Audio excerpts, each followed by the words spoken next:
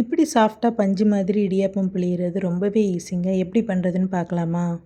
நான் இப்போ 2 கப் வறுத்த அரிசி மாவு தான் யூஸ் பண்ணியிருக்கேன். அது கூடவே தேவையான அளவு சால்ட்டையும் ஆட் பண்ணிக்கிட்டேன். எந்த பிளேட்டில் இடியாப்பம் புளியறீங்களோ அதில் நல்லா ஆயில் அப்ளை பண்ணி வச்சுக்கோங்க. இடியாப்பம் புளியிற ஸ்க்வீசர்லேயும் நல்லா ஆயில் அப்ளை பண்ணி வச்சுக்கோங்க. நான் இந்த சின்ன சின்ன கண் இருக்கிற இடியாப்பம் ஸ்க்வீசர் தான் யூஸ் பண்ணேன். இது இடியாப்பம் நல்லா நூல் மாதிரி வர்றதும் இல்லாமல் ரொம்பவே சாஃப்டாக கிடைக்கும் நம்மளுக்கு. மாவோடு மிக்ஸ் பண்ணுறதுக்கு வெந்நியை இந்த மாதிரி நல்லா கொதிக்க விட்டுக்கோங்க. அப்புறமா மாவில் இந்த மாதிரி கொஞ்சம் கொஞ்சமாக கொதிக்கிற வெந்நியை சேர்த்து கட்டி இல்லாமல் இழுத்து கிண்டிக்கிட்டே இருங்க.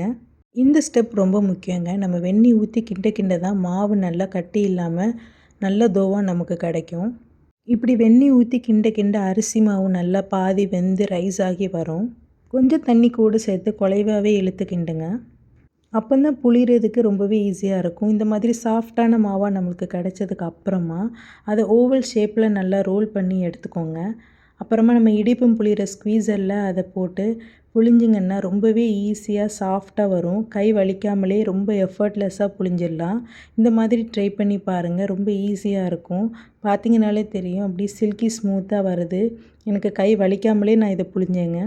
அப்புறமா இதை ஸ்டீம் பண்ணி எடுத்துட்டேன். அவ்வளோதாங்க.